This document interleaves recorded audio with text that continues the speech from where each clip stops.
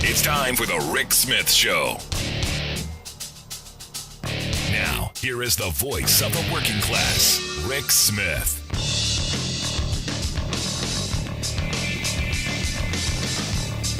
And welcome, brothers, sisters, working class heroes. This is the Rick Smith Show. Thanks so much for being here today on the big program. Lots to get to, lots to talk about. What a fun day today was in GOP fantasy land. Wow, there was the march for the taste of freedom. That's right. Lauren Boebert, the green woman from Georgia, Gates, a whole bunch of GOP faithful angry that the congressional doctor said, hey, in the House, you should wear a mask. You should do that. Since a good number of you are too stupid to get vaccinated, for the good of everybody, we're gonna reimpose a mask mandate. Now the little children, staked out their protest, got their little selfie sticks. They were all marching over to the Senate, where on the Senate side, they don't have to wear masks. Now, as I have understood this, and here's the difference. The Senate, a bunch of old white guys, the victims of the pandemic generally, the people who are most at risk, the people who have been vaccinated already. In fact, most of them were vaccinated before any of us could get vaccinated. So in looking at this, if you were a sane, rational person going, this workplace, everybody's vaccinated. They're going to be okay. This workplace, you've got a bunch of dimwits running around wanting to infect everybody else, being children. Maybe we need for their own good, and moreover, the safety of all of the other workers to protect themselves. But, Lauren Boebert marched over with the rest of the Klan to get into the Senate area and proceed to do their photo op of, see, look, we're in the Capitol. We're not wearing a mask. Nah, nah, nah, nah, nah. I mean, that's really what it seemed to me. These grown people doing the childish things where you go, yeah, this is our leadership. Oh, yeah, these are the people who have the free world in their hands. Yeah, I have such faith in these dimwits. In fact, the one guy, I wasn't sure if he was looking at the right side of the camera as he was taking, who knows what he was doing. But it's just sad that the people who are supposed to be our elected leaders, our betters, the smart people that are supposed to lead the country into the future and take care of and solve problems, can't even be respectful to each other. So, Marjorie Taylor Greene, she goes and does this cute little video, which she's got nothing else to do, because the Democrats stupidly threw her out of the committees. At least I think so. She's got nothing to do but make silly little videos. So we're paying her $175,000 a year with healthcare and pension to make TikTok videos. Although, to be honest, she's not worth much more than that. She's going on this, see, there's a magic line. There's a magic line. I have to wear my mask in the house. But when I come over here where the old people are, where the people who are the most vulnerable, I can take my mask off. And she does. And you go, this is exactly what's wrong with our society. This is everything that's wrong with our society right now. Because you've got this dimwit who will not say if she's been vaccinated or not. She keeps falling on my HIPAA rights. I wish someone would give her a swift kick in her HIPAA rights. I'll bet you she's vaccinated. I'm not a big bettor, but I'd put money on it. Because if she wasn't, she'd be the champion of it. But she marches over into the Senate. Now understand, a lot of the southern states are seeing an increase. Georgia not as much as Alabama, where she has been. But she marches over there. And we know that the Delta variant is very contagious. We know that it spreads easily. So if, let's say she is vaccinated, let's say it doesn't affect her. She's carrier. She takes it into the Senate. She kills off a couple of senators. Is that a big deal? I guess it depends on which side of the aisle. I guess at this point, that's where we're going.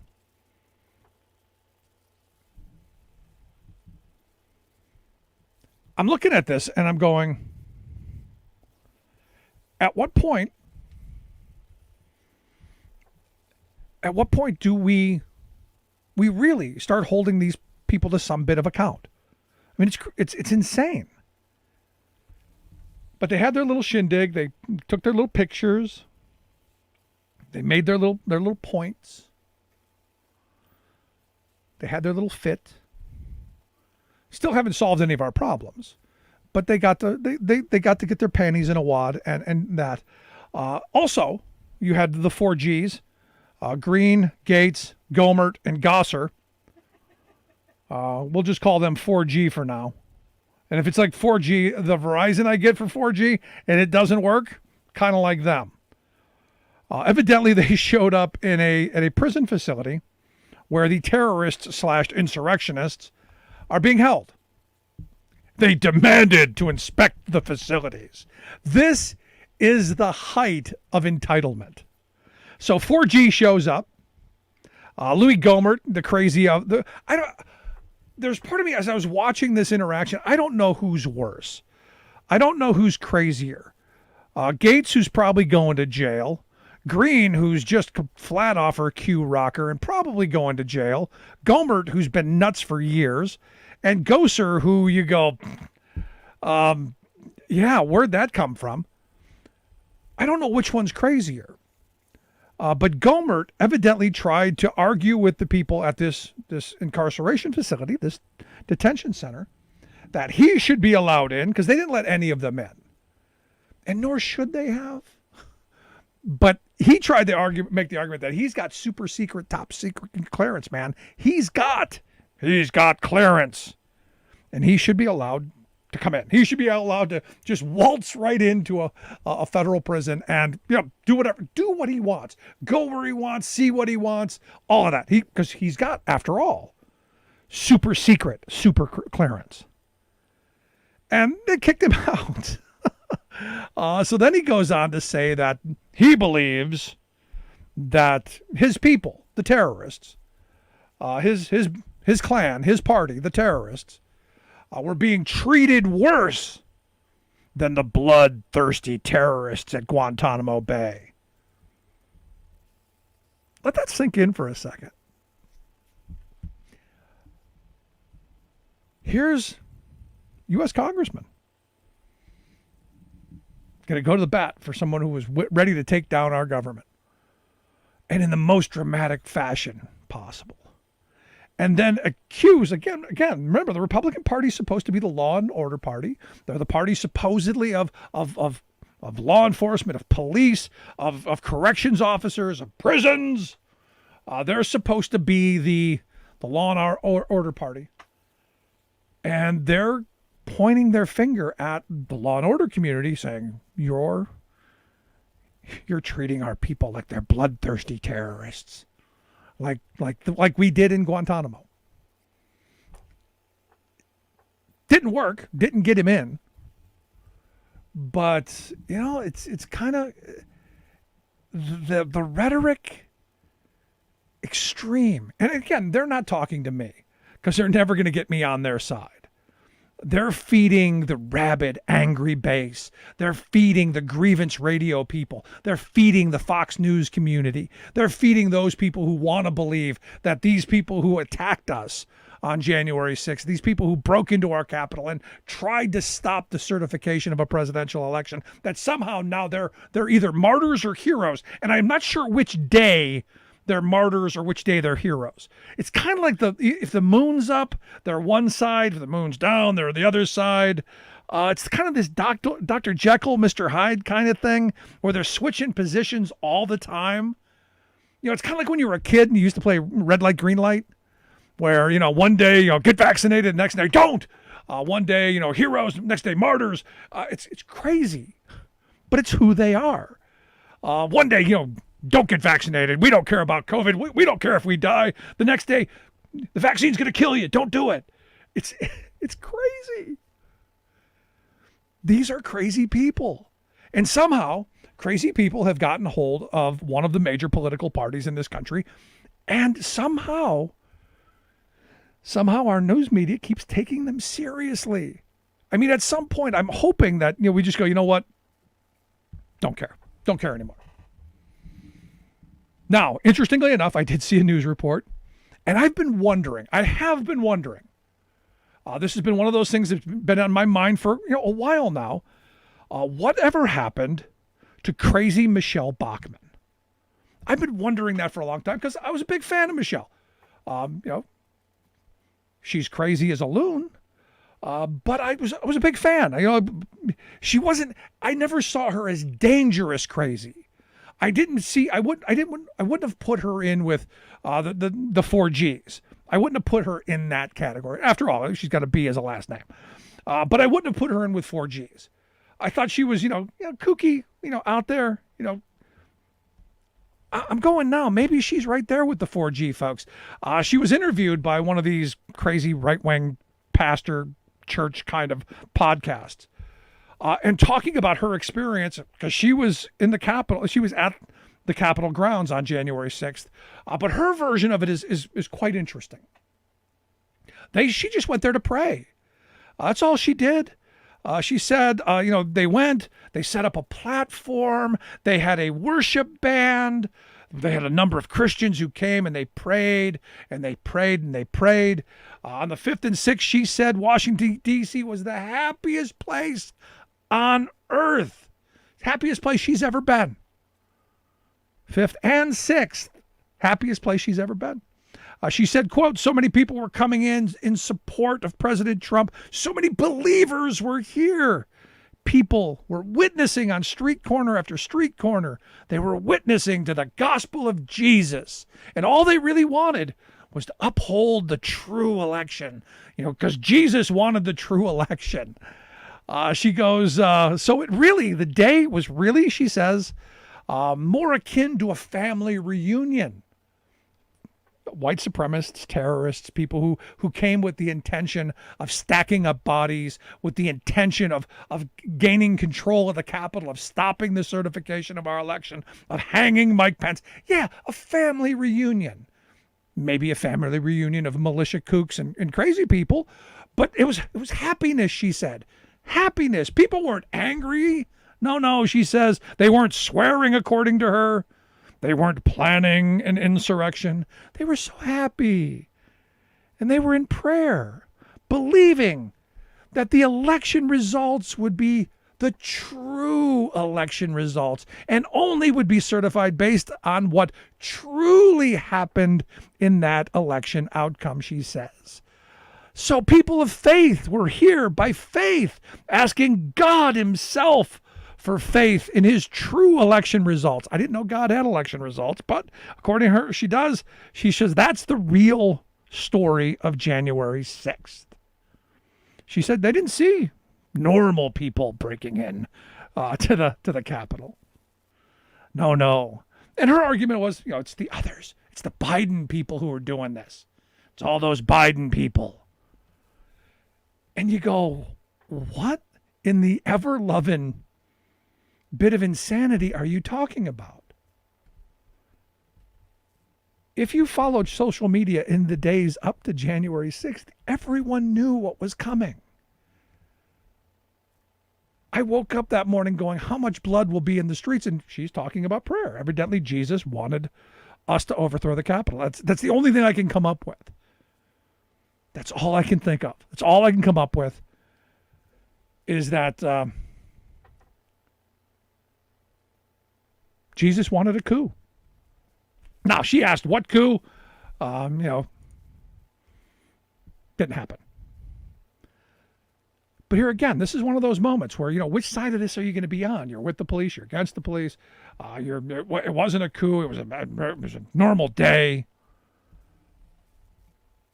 I mean, we're in this weird kind of space where up is down and front is back because the faithful, they truly believe, the true believers, whatever it is, they truly believe Donald Trump won because they believe it. And facts be damned. And whatever lie comes out, they're going to buy into.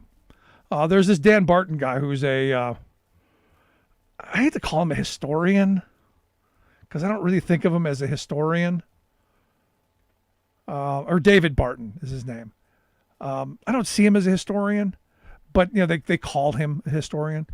He's claiming that we're going to see very soon, that one single individual cast several thousand votes in Georgia, and that's how Trump lost. So they're gonna unveil the single person, and we're gonna get to it someday.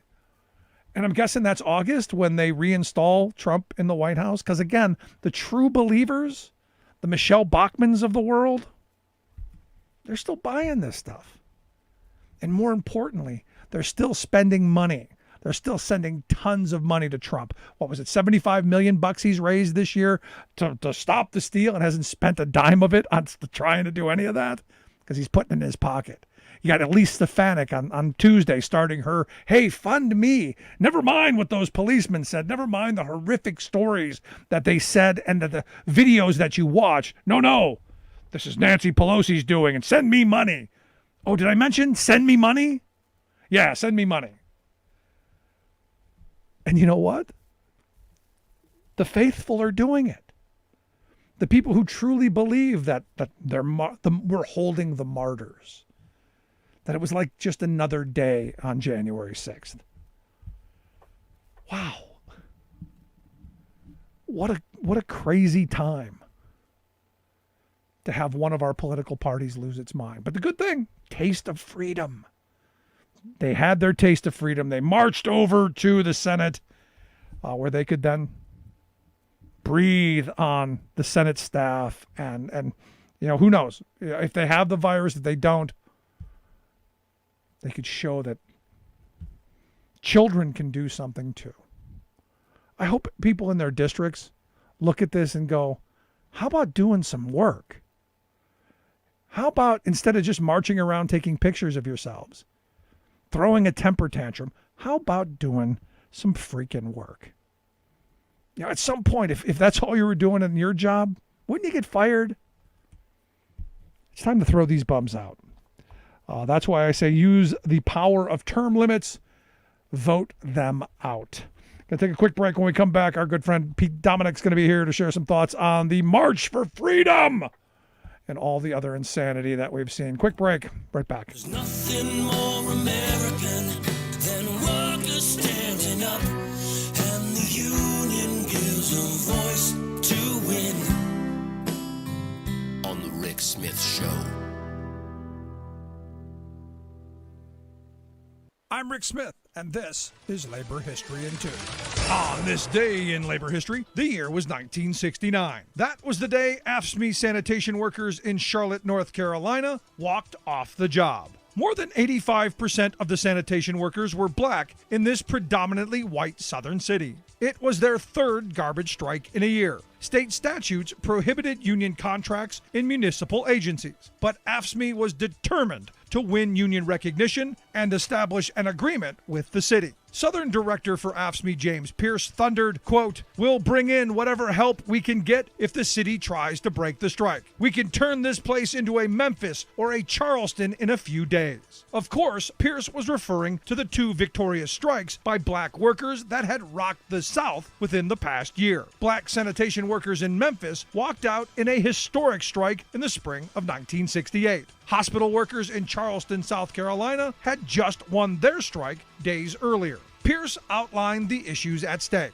According to the Asheville Citizen-Times, the Charlotte City Council had adopted its final budget without providing dues checkoff, without adhering to established grievance procedures or seniority rights, and without adding important safety precautions for garbage collection. At first, Charlotte's mayor asserted claims that the strike was about dues checkoff, but Pierce shot back about broken promises regarding the establishment of safety committees and non-discrimination enforcement. By the end of the month, a tentative agreement was in place. Strikers won all demands except dues checkoff. But as hospital workers soon found out in Charleston, South Carolina, the city council refused to carry out its agreement with the union. Sanitation workers in Charlotte would strike twice unsuccessfully over the next year and a half. Labor History in 2 brought to you by the Illinois Labor History Society and The Rick Smith Show. For more information, go to laborhistoryin2.com. Welcome back to the Rick Smith Show. Now, here is Rick Smith. So I got to tell you, this story made me laugh. I had wondered, I found out where Michelle Bachmann's been. She's still doing crazy stuff. But now you've got this guy, Milo Yiannopoulos. I can never say his name right. He was the guy who, during the Republican convention in 2016, sat down and said, so what are we going to talk about? I go, well, we're going to talk about how much I don't like you and how much the GOP is destroying this country. And he looked at me and goes, well, we're not talking. He got up, he walked away. I'm like, damn it, I should have saved that. Because I didn't even really know who he was at the time. But that was fun. Evidently now he's an ex-gay. He was, at that moment, he was flaming. He was prancing. He was doing all that stuff. And good on him. Do your thing. Now he's ex-gay, according to him, and ready to partner up with a Florida church to do an audiobook of him reading the Bible. He's going to set up a gay conversion program down in Florida at some point, it's being reported, where he's, evidently going to, I guess, burn people like he claims he did to himself to stop being gay, which is just weird. But hey, he needs the attention. Mom must not have breastfed him as a kid. Just a weird thing. Anyway, here to share some thoughts on the March for Freedom that happened today in the U.S. Capitol. I've asked our good friend Pete Dominick to come talk with us. Pete's a stand-up comic, also the host of the fabulous Stand Up with Pete Dominick podcast. Pete, thanks for taking time for us. Rick, great to see you. I will always make time for you and for your wife.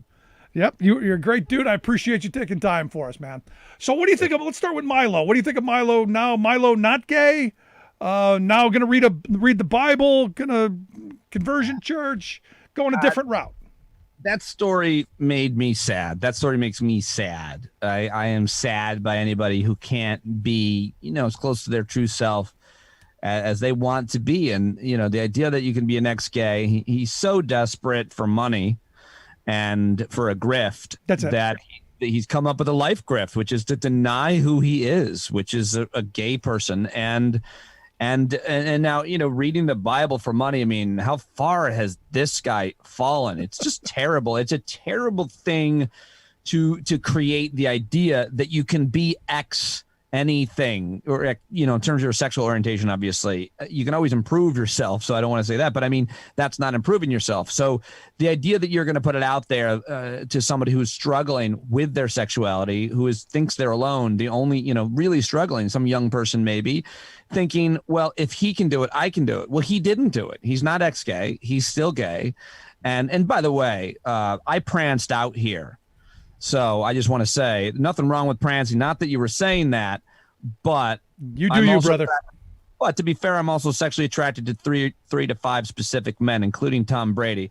But listen, the idea that you're going to create false hope for young people that are struggling with coming out is dangerous. It's cruel. And it's for him selfish because it's not true. We all know that he is bullshitting all of us. So it's just sad if it weren't so awful. Yeah. And it's, at the end of it, you hit it right at the beginning. It's about money. It's a grift. It's him just trying to rip somebody off. And look, to me, that's the story of the GOP. I mean, I look at Tuesday when you had these horrific stories of these police officers, and you've got Elise Stefanik coming out going, hey, let's have a fundraiser. Send me money.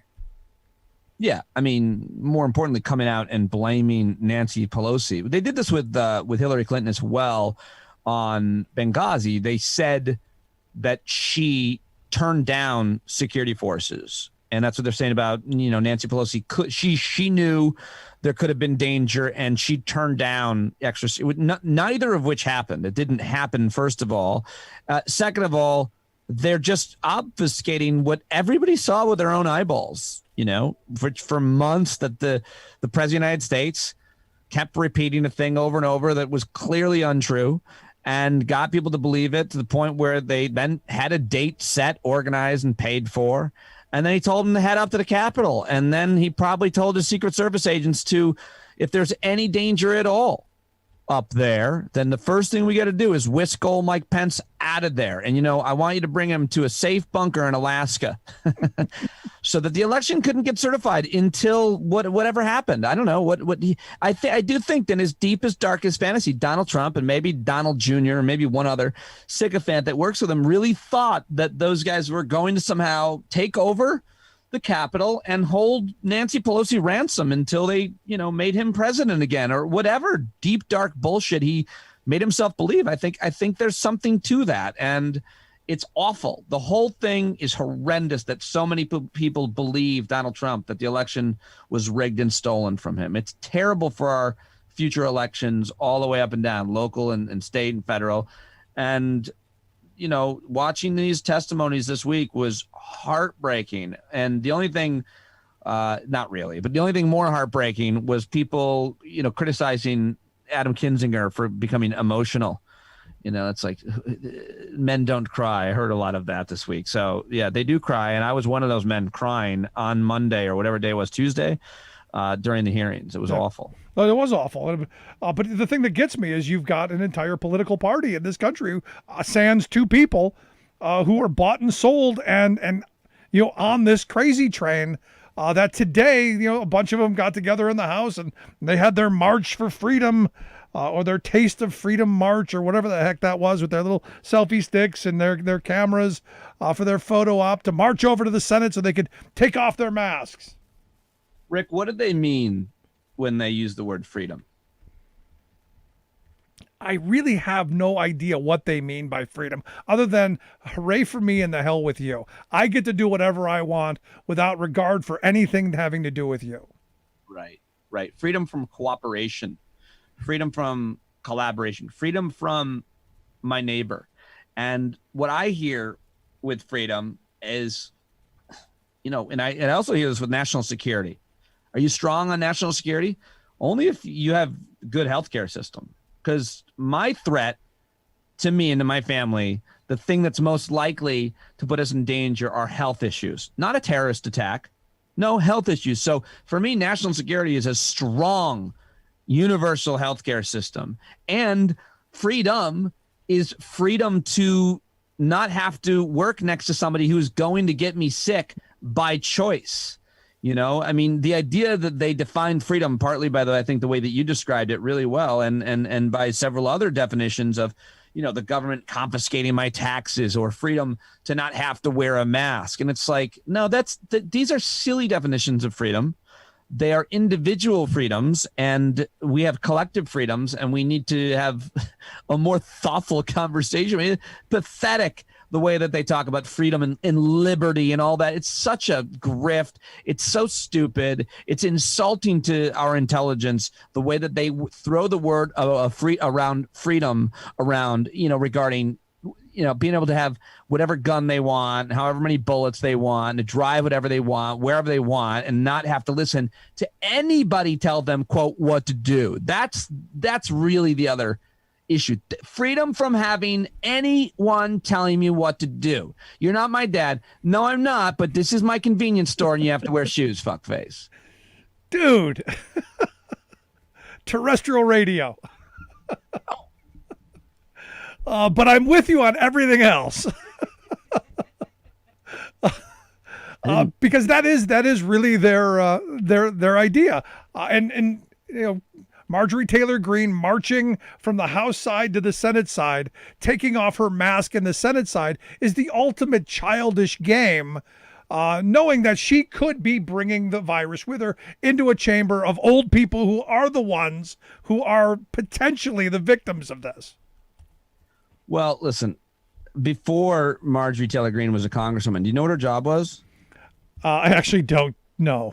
The original Scarecrow in The Wizard of Oz. She's made of straw, Rick. She's just a straw man, straw woman. She is just, you mentioned, Buchanan earlier? What's her name? How quickly we forget her. Michelle Bachmann.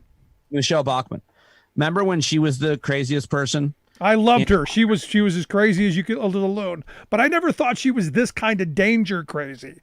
Well, these people are way, way more crazy than she was. she was really crazy. But Marjorie Taylor Greene and Chip Roy and Gohmert and Lauren Boebert, and there's more. There's several. And then if they're not crazy enough, like this woman who is somewhat moderate, Mace she represents Charleston, South Carolina, and more in South Carolina. She lightly criticized Trump after the insurrection, and there was backlash. And so she went way off the deep end. And so if they're not appropriately conspiratorial, bigoted, and absolutely out of their minds about the most ridiculous stuff, then they're going to lose. They can't win re-election. If you're not crazy enough, they'll primary you with someone crazier. It's like if you say, something crazy like Trump won the election was rigged. And if that's not crazy enough, because some, person that's running against you is like, listen, the moon is made of cheese. And if you don't agree with it, if you don't come all the way over to moon is made of cheese, we're going to primary you, because it's not enough to say that Trump didn't win the election, that climate change isn't real, and that trickle down economics don't work, and that wearing a mask and vaccination, you're getting microchipped. No, the cow jumped over the moon, and if you're not with me on that, then we're going to primary you. It just gets crazier and crazier and crazier, because they're all led by the crazy folks on YouTube and on the internet, on Fox News, on Newsmax. Those guys come up with crazy stories in their writer's room. They pitch them at 7, 8, and 9 o'clock at night. They reverberate all day on all these other shows, and they just get nuttier and nuttier. Alex Jones, crisis actors. It's just never-ending flow of vomit at them that makes them more and more extreme. No, you're absolutely right. And every one of them, if you saw them on their march for the taste of freedom, all of them had their cameras. They were all doing their live streaming, taking their selfies, all so that they can do a lot of just what you're talking about, so that they can rise up and ultimately make more money, because ultimately this comes down to money. Yeah, it comes down to, some of them, I think a lot of them really are principled. They're principled about crazy things. Crazy things. So many of today's Republican Congress representatives are 100% educated by their own life experience, and which is fine. Everybody can come with it, but mainly that.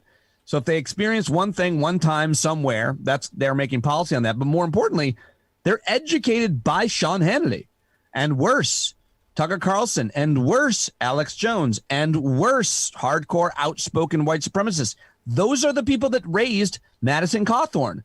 Those are the people that educated Marjorie Taylor Greene and Lauren Boebert. They are just spouting Hannity. Yeah. They have no idea about public policy. They have the words public health, a master's in public health. They would never listen to somebody who has that. Never. Yeah, they would only listen to their favorite talker. Yeah, and I would argue even worse than them, the evangelical community, who's Jesus wanted the insurrection. Or even, I'll rail harder than that. I've always been, a pretty hardcore atheist person. I'm agnostic in terms of what I believe, but I definitely, think that even if you believe some of the crazy stuff about mainstream Christianity, moderate Christianity, that's pretty crazy to believe that stuff too. So of course you're going to be more likely to believe other things as well. But I remember when I found out the truth about Santa and the Easter Bunny. I don't know who's listening. I don't want to destroy, innocent children's lives, Rick. But I remember when I learned that, and I remember thinking, oh man, can't even believe I bought that. That's so, it's like critical thinking. You start to learn, you start to understand how to be a reasonable person, and then you actually get educated on things, and then you start to rely on data and expertise, and it's just not part of the Republican Party or the conservative movement, which is no longer the conservative movement. It is the Trump cult. It is him, and he, by the way, also follows whatever the pundits say. He's not making, throwing these things out. He's not coming up with these ideas. He knows that a lot of his people are anti-vax and white supremacists. Yeah, so here are we at this moment then? Because if they are the anti-vax people, and I know they are, is this how we get rid of some of them? Let them all get sick, let them die. We can turn Florida, Texas blue. No. Not going there? No, because the death rate isn't that high. It's just not that high. It's not high. It's not high enough that I think it affects the outcome of a vote in any district at any level, I'm guessing. So that's, something that the most craven among us could wish for. But even then, I think if you look at, I don't think this movement is unfortunately dying, because there's always going to be some young jerk, who Charlie Kirk, for example, who's got millions and millions of young people watching him say that Simone Biles is a sociopath. That's what he said, and like whatever, he'll just say whatever he can to get people, and it'll always work. And so I'm not saying that we should give up. I'm not saying that that's necessarily going to dominate, but I'm saying it's not going to die out to the point that it affects the outcome of an election. And COVID is not going to kill enough anti-vaxxers either. It's just it's not that deadly. It's deadly for sure, and it can make you very sick and long-term illnesses. But it's, I don't think that it's that kind of numbers, and generally speaking, still, even though it's affecting younger people now, still generally killing, older voters as well. So I don't know. Yeah, well, no, we'll see. I mean, but it's raging in the places where where they are. You feel terrible. I feel worst for. It's very easy for those of us who are liberal snobs, and I'm talking about myself, to just look down on them and say, "Fine, die." But then, if you're going to be so stupid that you're not going to get it. But then I always, as soon as I feel that way, and I do think that to myself sometimes, if I'm being honest, I immediately think about the dedicated people working in the hospitals who thought they had this beaten and thought they weren't going to have to deal with this. And now their hospitals are overrun in places in Florida and Missouri right now, in Arkansas. And I feel terrible for those people, because they're just, frankly, they didn't sign up for that. Yeah. I don't think most healthcare, workers signed up for, walking literally into combat and potentially getting sick and dying just from going to work. And so I feel really terrible for them. What's amazing to me is, how fast the news cycle changed. Infrastructure on Wednesday, the March for Freedom today. Tuesday seemed like a long time ago. That's what bothers me, because we've already lost the outrage that should have come from Tuesday's testimony. Yeah.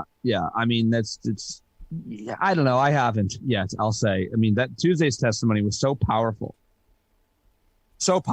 and so impactful to anybody who watched it, to most people who watched it. And the credibility that police officers supposedly have, especially on the right, should matter. I do think that'll matter. I think that it matters that there were, let's say, white police officers up there saying, what they said. I think that does matter to enough people. And I think that this is going to go on, and it's frankly entertaining if it wasn't so horrific. And so the point being, keep it going. If you're Democrats, remind them of who they are and what they did, and never let them forget it, because of what you said. It's easy to move on, but let's keep having these hearings. And the Republicans certainly did it really well, arguably damaged Hillary Clinton with the whole Benghazi affair, which wasn't even a thing, and this was a thing. This was an attack on the capital of the United States. And by the way, the one thing that's kind of depressing, when I tend to forget this fact, the rest, you ever do this, Rick? The rest of the world watched that. Yes. I always forget that. I always get so insulated, and it's easy to as an American, the world, revolves around us. The rest of the world saw those terrorists attack the Capitol to overturn our election, led by a person who paints his face in a natural color. I'm still hoping there'll be some perp walks. I'm not overly confident, but I'm hoping it does. But Pete, I appreciate you taking some time, sharing some thoughts. Always great talking with you, my friend. Pleasure to join you, Rick. Thank you very much for having me. Great work, buddy, as always. Good stuff, as always. Our good friend Pete Dominick, stand-up comic. Make sure you check out his podcast, Stand Up with Pete Dominick. We'll get links out on how you can do that. Quick break. Right back. Stick around. You're listening to The Rick Smith Show. We're working people. Come to talk. Remembering that united we bargain, divided we beg. Rick Smith.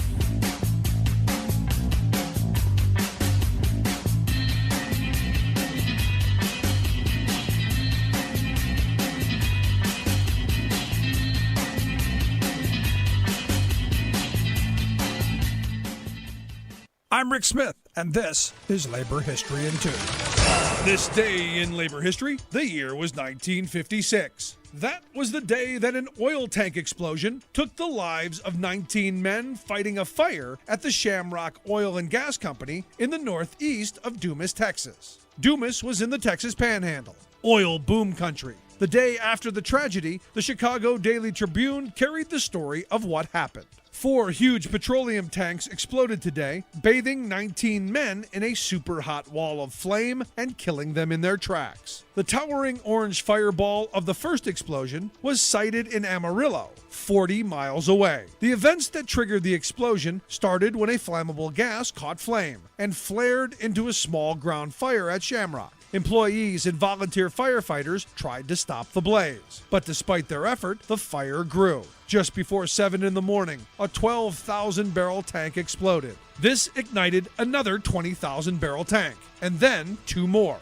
15 of those fighting the fire died instantly. 4 others later succumbed to their burns. Many more were injured. A news editor on the scene described what he saw, writing, quote, "A bright orange mushroom boiled up, floating in heavy black smoke, and I prayed that those firefighters would get out alive, but some didn't.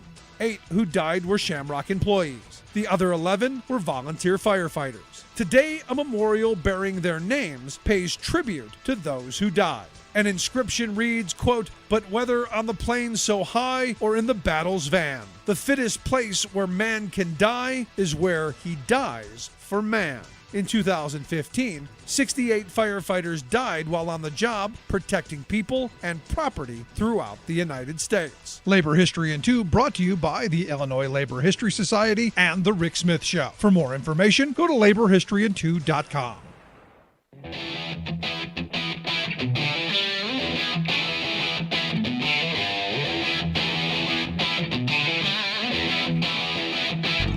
Welcome back to the Rick Smith Show. Now, here is Rick Smith. Over the years, we've talked about corporate America, basically buying our institutions. And in fact, I'd always said that, the Koch brothers spent millions of dollars buying, economics departments across the country. In fact, one of them, Florida State University, they gave like $2 million to Florida State. And for that little investment, they, for a while, actually had veto power over any economics professor hired in that department. And you go, wow, that's real power for what to them was really pennies.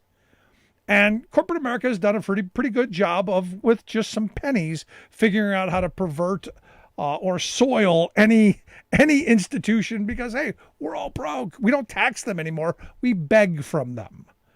And this most recent story that I came across over at the Prospect magazine is one of those things that made me go, yeah, this is corporate America again doing what they do well.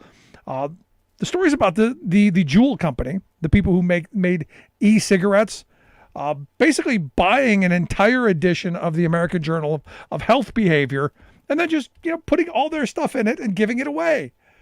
And I'm going, I know why, but why would the American Journal of Health Behavior do that? And here to share some thoughts on, why this happens, how it can happen, and what it means and what we should be doing about it. I've asked David Dayen to come talk with us. David is the executive editor of the American Prospect. Their article is the one on the Juul story. David, thanks for taking time for us. Absolutely. Thanks for having me. So am I getting this right? This American Journal of Health Behavior paid I think it was like $50,000, $55,000 so that they could just fill an entire edition of this journal with their propaganda? Yeah.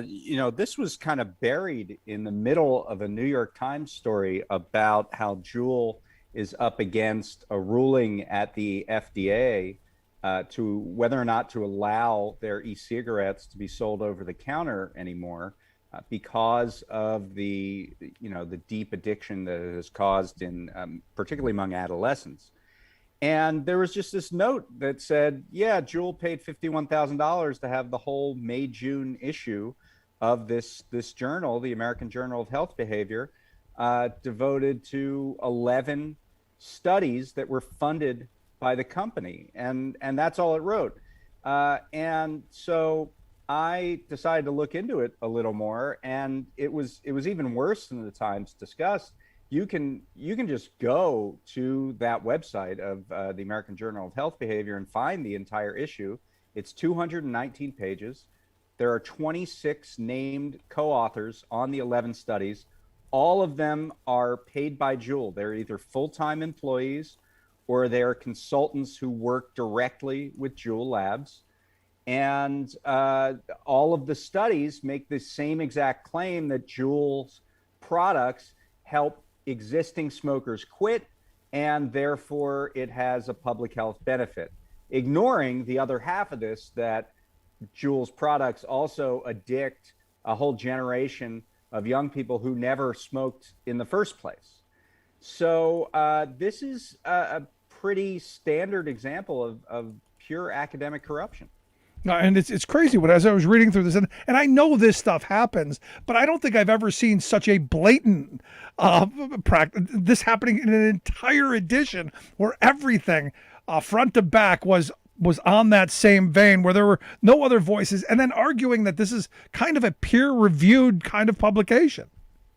Yes, and that was an interesting part of it, that this journal, prides itself on its ethical guidelines. They have a whole listing at the site. But this is one of these particular kinds of academic and scientific journals where the authors have to pay in order to get published. In fact, there's an entire fee schedule at the website that says if you've been accepted to submit an article, you have to pay $900 to put it on. So the $51,000 that Juul paid was really only a little bit more than what the American Journal of Health Behavior reaps every time that it publishes one of its issues.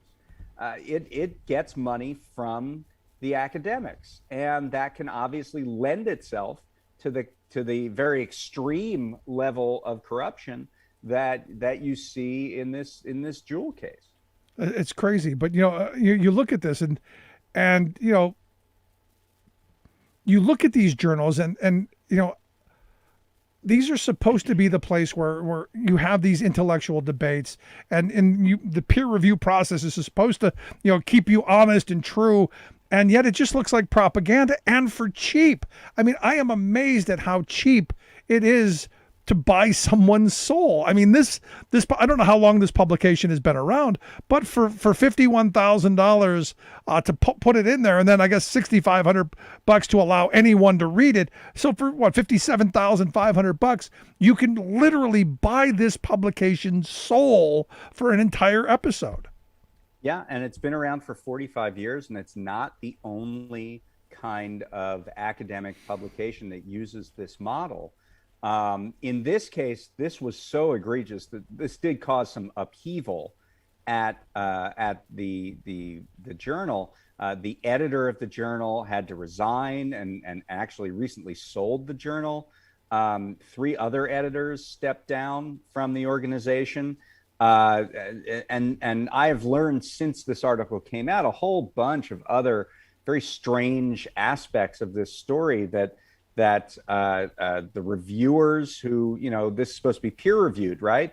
So the reviewers were paid to conduct their review in a very short period of time, literally in 1 week, so they could wrap it up before this FDA ruling, so that this academic paper could be sent out to members of the FDA advisory committee, so that they could know that these studies were out there. And the reviewers have not been disclosed, even though academics have asked who were the peer reviewers of these articles.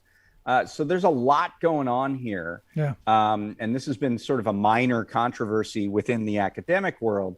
But whether or not this worked is going to be determined by what the FDA decides, right? Because if the FDA says, yes, we saw this information, and based on these studies, we believe that there is a public health benefit to Juul, and we're going to allow you to stay on store shelves. And at that point, Juul really paid next to nothing to save their business. Yeah. No, and look, I don't want to get into the whole whether Juul is good for you, bad for you, if it helps, because I've got friends who swear by it. Saved my life. I have friends who say, and I've had other people who say, they're hooked on it. And I don't know the difference between e-cigarettes and vaping, and I don't want to get into any of that. But for me, it's really it's a cost benefit analysis, right? I mean, Right. you could say two things could be correct: that Juul is effective in getting longtime smokers to put down combustible cigarettes and pick up, a vaping machine. But it might also be true that these things are so addictive and are in fact marketed to an adolescent market that they are too dangerous to be on store shelves for anybody to buy. I mean, the happy medium might be that you make them prescription available. No, I'm right there with you. But for me, the more important part of this is not so much the product itself, but the fact that this stuff happens and that the institutions that are supposed to be out there that to protect us from this kind of propaganda have sold their souls. So I got to ask you, how pervasive is this practice in other publications? Because look, I get a number of peer-reviewed journals that I look at, and now I'm wondering how many of them are sold. I mean, it's funny because even the American Journal of Health Behavior admits in its frequently asked questions page that this pay-to-publish model has become a real scourge, that it's designed as a for-profit model to generate revenue without regard to science, really. And they admit that that's a problem, but then they justify their own version of this by saying that, hey, we're a little organization. We don't have a big membership base. We're not the American Medical Association or anything like that. And so we have no other choice. If we want to put out a journal, we have to charge the authors. And so it puts you into this box where the only way that you can put out this information for the public is through a model that's easily corruptible. The other question I had is, and I've never heard of the American Journal of Health Behavior, but I have to say it sounds an awful lot like one of those euphemistically named groups that were created with a specific task in mind. And it sounds like, about 45 years ago, since that's what you said, they've been around. Sounds like the tobacco hearings. Sounds like something the tobacco industry started themselves to save cigarettes, and now they're using it to save these vaping e-cigarette things. Well, I don't know that that's the case, but I will say that when you talk about e-cigarettes and you talk about the tobacco industry, increasingly you're talking about the same thing. I mean, Juul is staked with a 35% investment from Altria, who is the maker of Marlboros. So, it's a category unto itself. It's not just there's a tobacco industry and a vaping industry. There's one sort of sin industry, and they're all buying each other's, they're all invested in each other's products. So let me ask you the other side of this, because, there's got to be a policy part to this. Is this, something that should be somewhat regulated, somewhat brought out? Because, I'm looking at the dishonesty factor here. Right. Is this something that should have to be disclosed? Do you see anything that brings this to light without someone like you having to uncover it? Well, it's a difficult question. I mean, the sponsorships were disclosed. This was not like a deep investigative study by myself. If you went to every single article, the conflicts were put right in the article. I mean, that's how I know that everybody was a Juul employee or was paid by Juul. There's no violation necessarily of advertising law here, as long as the sponsorship is adequately disclosed. And, it's an interesting thing. Like, if the target was the general population and you did this kind of thing, that could be misleading marketing. But if it's a scholarly journal that's designed for experts, there's this sort of understanding within the law that they're sophisticated enough to just get a disclosure and then look through it. And, I talked to a professor from Harvard Law School who said that it's common wisdom that doctors are among the easiest to fool because they have supreme self-confidence that they would not be scammed because of their intelligence. So it seems like we take out sort of some underpinnings in the law around scholarly journals and around anything where the target is the expert community, when the expert community brings their own biases and their own blind spots to things as much as the general population. Yeah, I just keep coming back to how cheap it seems to buy the soul of anything. Our Congress people, our education institutions, these journals. It just seems. I mean, 51 grand is pennies when you're talking about a company as large as Juul and the owner of Marlboro. Yeah, and I mean, I think the key here is the intended audience is clearly the FDA.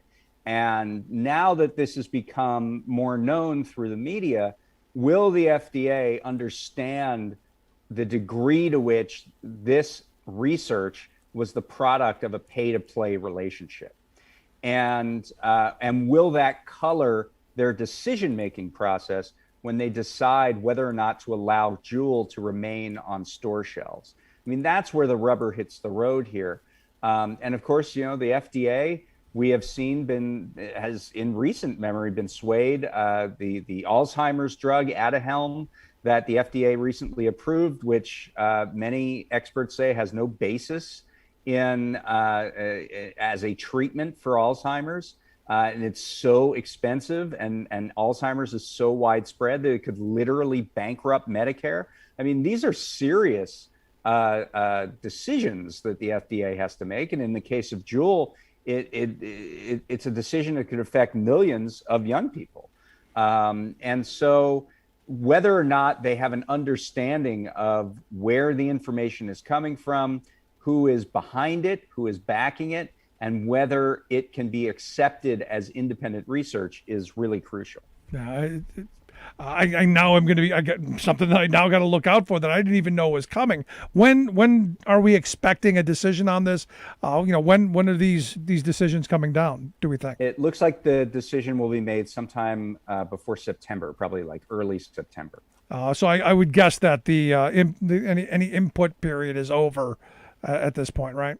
Yeah, it's not quite that kind of thing because it's more of an administrative ruling than a rule making.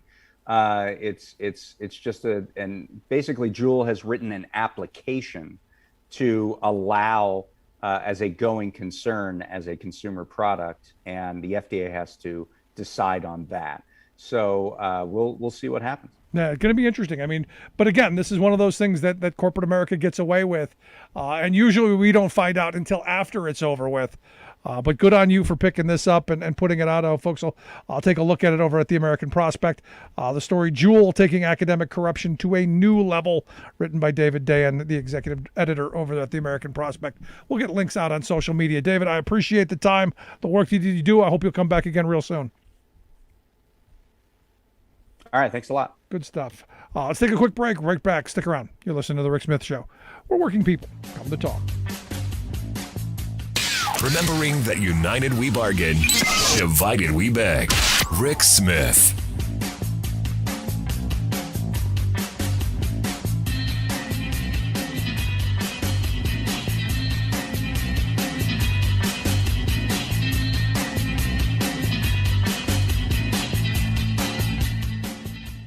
I'm Rick Smith, and this is Labor History in 2.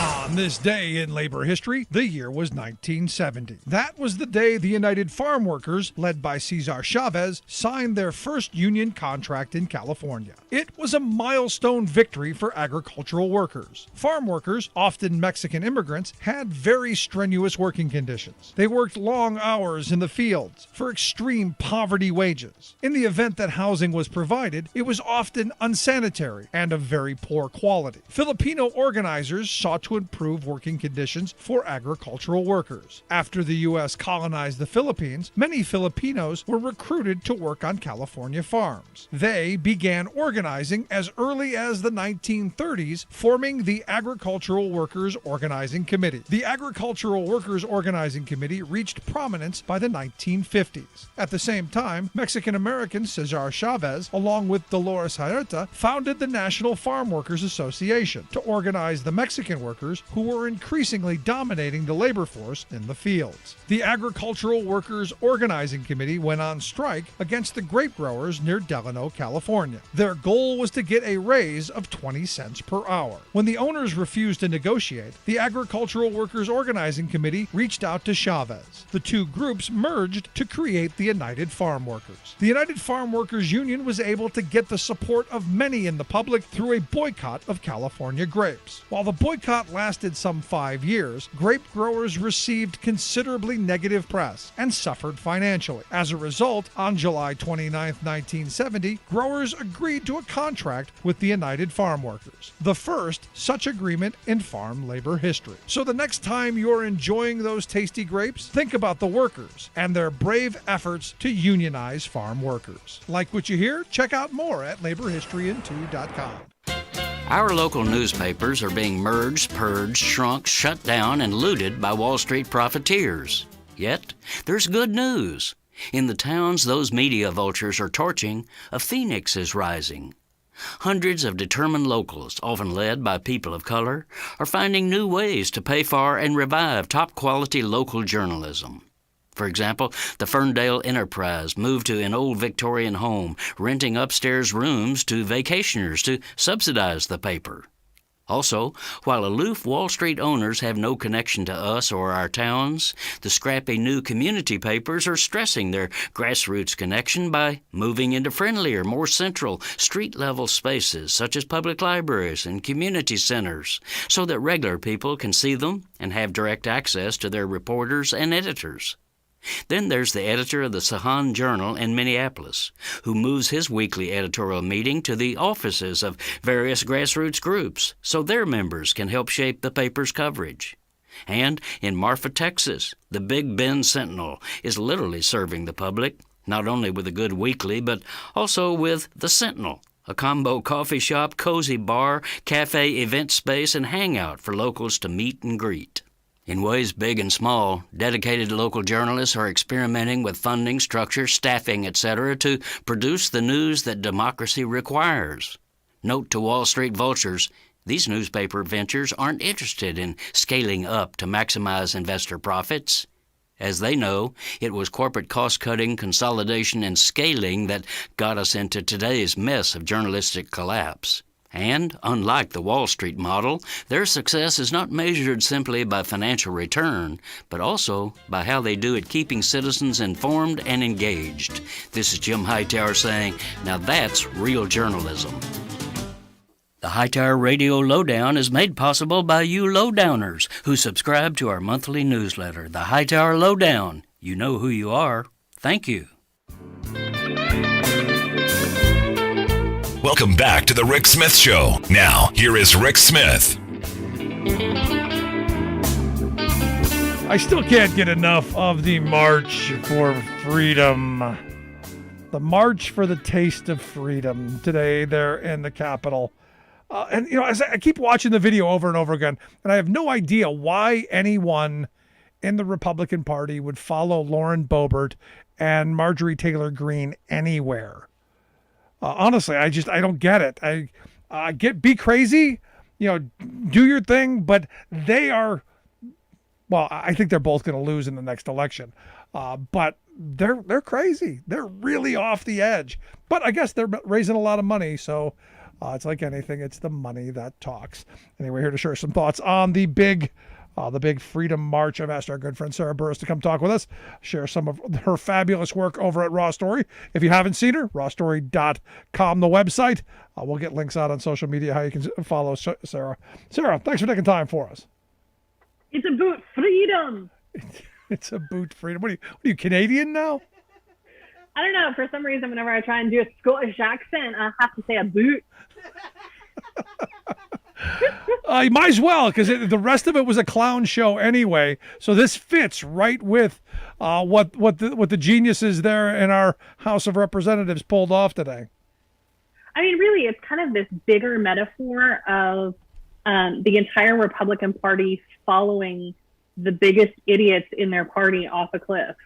It makes total sense, and it's this massive metaphor. I was thinking though today about how if John Boehner was still there, they'd be gone. He would have found some prostitute to, like, you know, entrap them or something.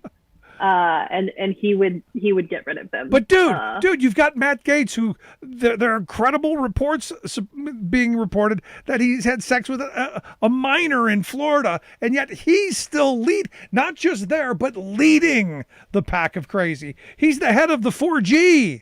Him, Green, Gomert, and Gossert, evidently they showed up at a detention facility today demanding access. What the freak is that? I thought that was a brilliant idea. I thought they should have let him in and then not let him out. And then kept him, like Roach Motel. Yeah, I'm with you. It's like Hotel California. You can come, but you can't leave. Gomer tried to pull this whole, I have some kind of secret clearance or something, so you got to let me in. And it's like, no, you don't. Nobody would ever trust you with any kind of security clearance. The only kind of security clearance you have is that you can go through security. Your wife doesn't even let you know where the cookie jar is. What are you talking about? Yeah, for real.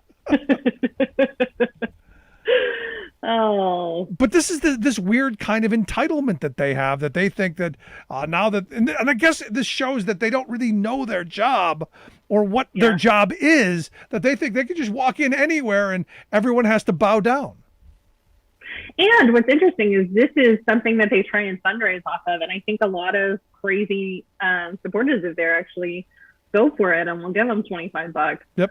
No, you're spot on. In fact, you know, I can't tell you how many tweet responses that I saw. People going, "This is illegal. This is against the law. They're breaking the law." I'm going, no, dum-dum. You don't just get to walk into a prison, no matter who you are. And what's interesting too is I wondered which prison it was, because they said that they were there to see the insurrectionists. I think at last count, I heard that there were 66 that were in prison. I don't think that they're all in the same prison. No. So I wondered what prison they went to. Was it like the federal prison in Alexandria? Was it like the DC, city jail? Was it, because these are federal crimes. So why would they put them in the DC city? A bunch of people were arrested outside of Washington. So are they being held somewhere else? There's the one guy, the Horns dude, who was sent to Denver for some kind of psych evaluation. We still haven't heard what's the status there. He could have already been abducted by aliens. I don't know. And that would be a good punishment. But we did hear from Louis Gomert that the people in there are being treated worse than the bloodthirsty terrorists in Guantanamo Bay. Which is hilarious, because it's like, well, you guys are the lawmakers. If you don't like the way people are treated in prison, then maybe pass some legislation about that. Like, I feel like we've kind of been talking about criminal, reform and prison reform for a pretty long time, but whatever. I just think it's hilarious. Well, I mean, there's that old statement. If you want to, what is it? You want to turn a liberal into a conservative, you throw them in jail. You want to turn a conservative into a liberal, you throw them in jail. Jail's a bad place. Maybe you should have thought of that before you were going on your criming spree. Yeah. I mean, that's a good indicator of some forethought there. And the people who are in there, a year ago, they'd be telling you, prison's supposed to be hard. They got cable TV, they got swimming pools. It's easy. And now they're whining that, people don't like me, and I'm worried. I have to get soap on the rope. I wonder, honestly, I bet we could probably find Louis Gomert for sure. We could find some video of him railing about how prison should be a terrible place. I don't know if we could with the other ones because they haven't been in Congress for that long, but I guarantee you somewhere there is a video of Louis Gomert railing about that. You absolutely know there is. And it's just crazy because, you listen to the tantrums of these children and it's what they are. What happened to statesmen? What happened to people who go to Congress to do something in the public interest, to do the right thing, to move the country forward, to make this a better place? All we got is a bunch of kids trying to score points on Twitter, leading our country. And it's crazy. Well, whenever it comes to Marjorie Taylor Greene and Matt Gaetz, They really kind of are just crazy children. They're people whose fathers made a whole lot of money and they basically were able to buy their way into Congress. I don't think that's necessarily the case for Gosar. I don't know how the hell he got elected, but and Gohmert is just redistricting, gerrymandering the hell out of the state of Texas. So, these people this is how we get this stuff. If you guys don't want gerrymandering, then, Yeah, I get that in the House. I get really the a big part of it. gerrymandering in the House. I got that. But how do you end up with, Florida? What's with Marco Rubio? How does that guy, represent the state of Florida, especially now that he's attacked the Secretary of Defense, Lloyd Austin, for wearing a face shield while in the Philippines? Hey, Dim, that's the law. You have to do that. That was one of my favorite stories today because it's kind of an indicator of Rubio just randomly sends stuff out into the ether of the world, and he doesn't necessarily think before he tweets.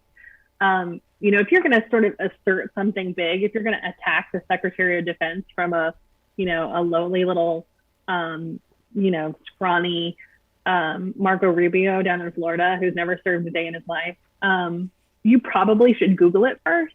It's just me. Yeah. But yeah, he was just like, oh, this is all mask theater, except that everybody else, all of the military people that were standing in the line to greet him also had masks and shield on. And then you look at the embassies for the Philippines and the State Department information that's like, it's mandated that you wear a mask and shield. And then there's all these stories about how the Philippines mandated it. And you're like, how did you just not, like, I guess he missed that day in the news. Freedom. I mean, that's the thing about the Philippines is that is not a happy place. That's a really kind of hardcore dictatorial. We've talked about how Trump worships Duterte because of his authoritarianism. So, it's kind of one of those things where the SecDef showed up without a mask and shield on, they probably would have beat him to death. Yeah, what happened to that time when the Republicans were, when Rubio himself was probably, oh no, they're great, we love them, and now they're making us wear masks? No, they're all cowards for not refusing to wear a mask. I would love to see Marco Rubio go to the Philippines and tell them how it's done. I'd pay for the ticket. Me too. I would. I'd pay for the first class. I would say I don't usually. I would never spring for a first class ticket for myself, but for Marco to go to the Philippines, I would do that. I feel like we could fundraise the hell out of that. We could make that happen. We most certainly should do. Now, interesting, funny. Another one of these funny Republican stories. John Kennedy, the Republican from Louisiana, evidently attacking one of Biden's nominees. I'm looking at this Hampton Dillinger guy, who evidently Kennedy wasn't fond of, who is this an actual question? Do you believe in God, Boyd? This is your biggest concern? That happened. It sort of was couched in this conversation about whether or not he's pro-choice or anti-choice, because Kennedy is rabidly anti-choice. Right. What's funny about it, though, is this comes after there was just a rage fest from the Republican Party whenever they were trying to get Amy Coney Barrett on the Supreme Court. And you remember there was a lot of weird, sketchy things about like the church that she was involved in, and like it was a little culty, and people were like, oh no, you're just like trashing to Catholicism. And it's like, well, she's a little bit kind of a weird kind of Catholic. And so all these Republicans were like, how dare you question her faith? How dare you ask her about her church? This is all about religious freedom and blah, blah, blah. And then now Kennedy's up there being like, do you believe in God? Like, go away. Just stop. Why are you even there? Nobody wants to hear what you have to say. It's really just incredible. But more importantly, I finally found out, and this is one of those things. I was a big fan of Michelle Bachmann's. She was, she was crazy hot and crazy, which a perfect combination. And then she went away. She just decided she's going to leave, and I thought she was going to go back to Minnesota and do her thing. Evidently now she's running some group, but she was interviewed by one of these crazy religious groups about January 6th, and it was her opinion that that January 6th was like a family reunion. Everyone was happy. It was the happiest day of her life. That the 5th and 6th, they were just praying. They had a worship band. It was fabulous. It was great. There was no insurrection. There were just good God-fearing Christians who wanted, because God wanted the vote to be right, and that's why what it was. It wasn't an insurrection. They weren't terrorists. They're good God-fearing people. There was that magazine, I think it was like Time Magazine or Newsweek or something that she was on the cover of, and this is back way long time ago when she ran for president, like maybe in 2008 or something like that. And I remember that photo just being like crazy eyes Bachman. Oh yeah. And that was so weird. And every time I think of her now, that's what I think of, is just like the physical manifestation of crazy eyes. And maybe she has the kind of family that wants to just tear stuff down and tear things up and destroy a building. And, I usually, like, our family reunions are really just about food and fun. And there's a big cornhole tournament that people take very seriously in the family. Maybe Michelle Bachmann just has a family that goes to a Walmart and starts looting. I don't know. She seems like the type. Yeah, I mean, I'd wondered where she went, and now I know where she is. She's out, crazier than ever. But the thing is I always thought she was like a kind of fun crazy, kind of like, not let's. She was the kind of crazy where everybody knew she was crazy. Yeah. The Republican Party actually felt like she was nuts and sort of acknowledged it and didn't really take her seriously. And what's scary now is that they actually do treat the crazy people like they're legitimate. And in what world? Like, Mitch McConnell doesn't think that. How is it that McCarthy is, again, well, John McCarthy's Boehner a moron. Everybody I've talked to who served in Congress, my friend Bob Ney, Joe Walsh, the Tea Party guy, Nancy Pelosi, they all agree he's a moron. Yeah. That's how it happens. When your leadership is run by morons, when the kid who had the dunce cap on every day is your leader, you have problems. What my favorite part of this is that he honestly thinks that he is going to be speaker. No. And I can't imagine how that's going to happen. Never. There's got to be some crazy gerrymandering that would have to happen to make that happen. But I mean, that's reason enough. You would think Republicans and Democrats would agree on that. No, because the worst possible person. McCarthy can't be speaker because Donald Trump's going to be speaker. The Republicans are going to take the House. They're going to take the Senate. They're going to immediately make Donald Trump the Speaker of the House.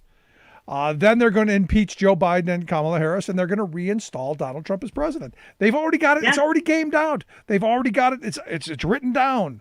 This is their plan for 2022. Boy, they better hope that actually happens. I don't see any other way that that's going to work. But who am I? What do I know?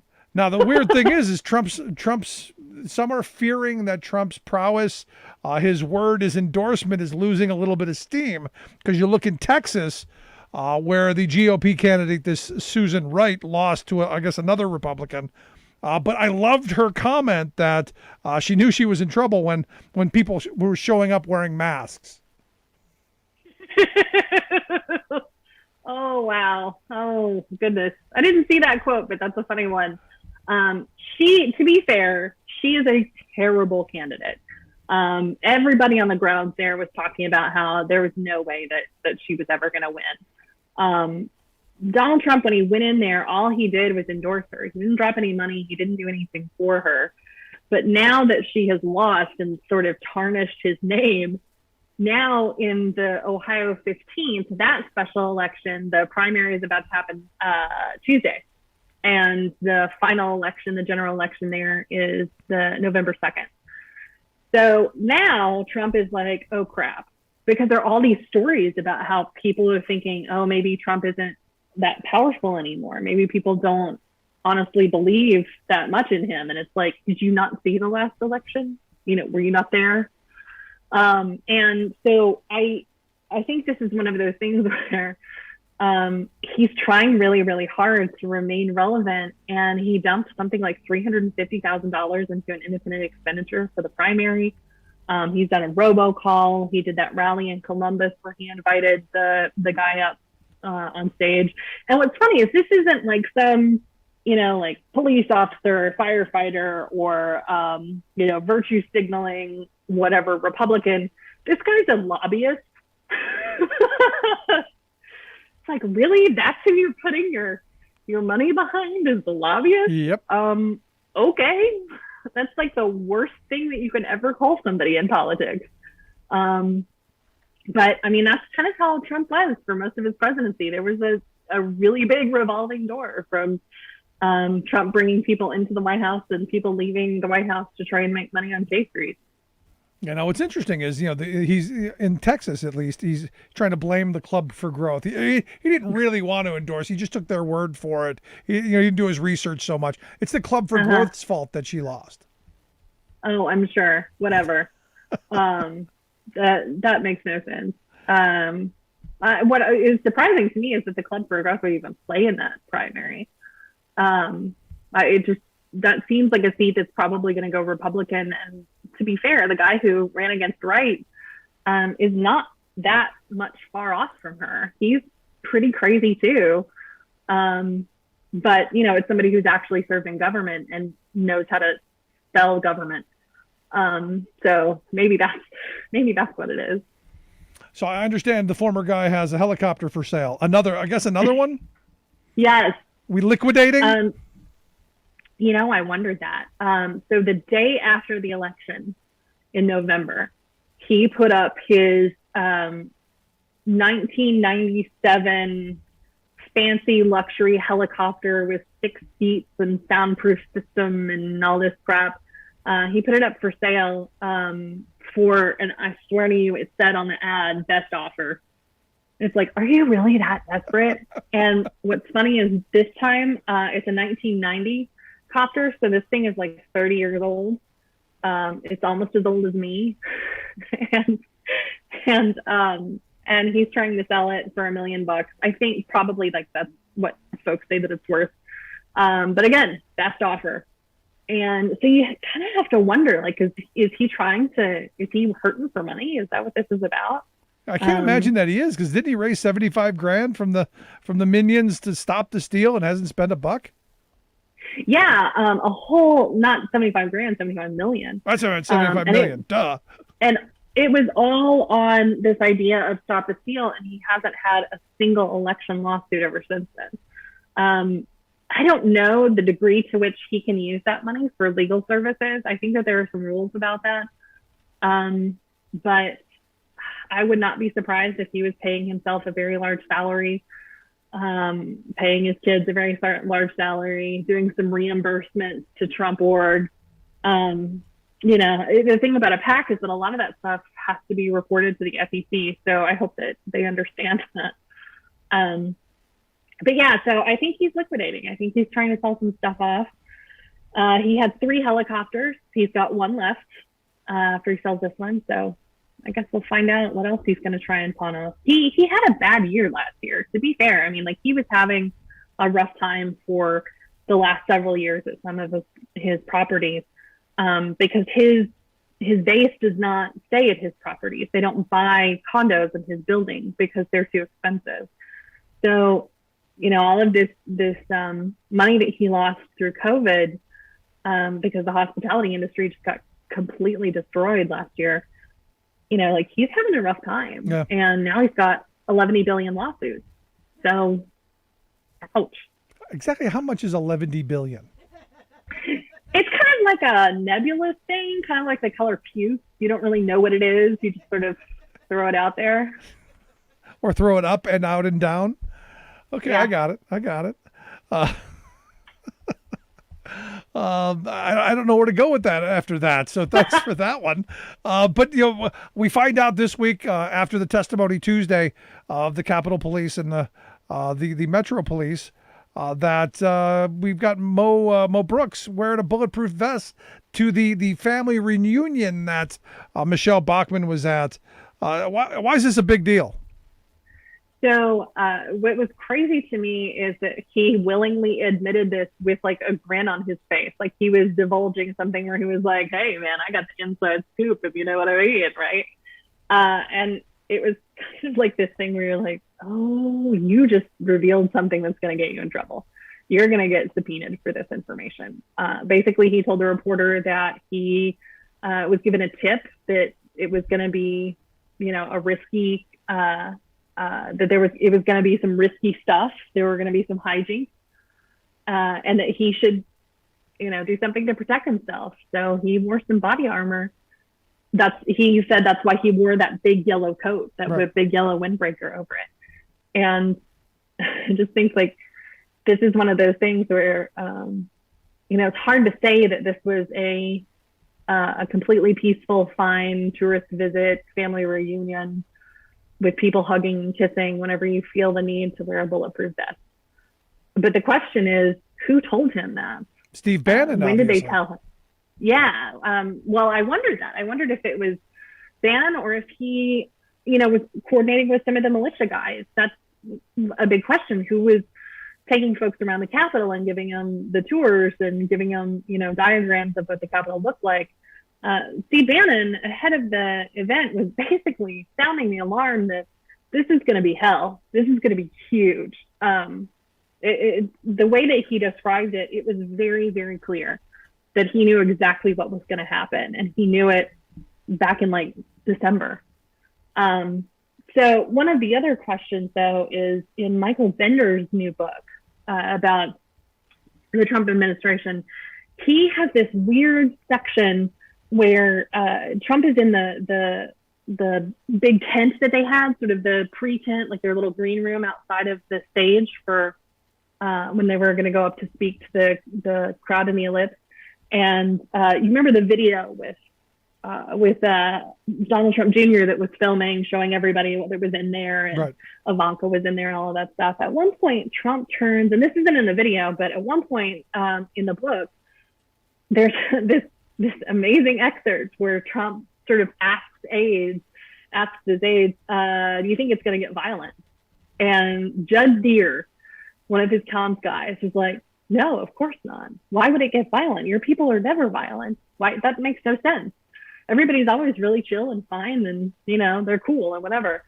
And then Trump basically responded, I don't know, they're pretty fired up out there.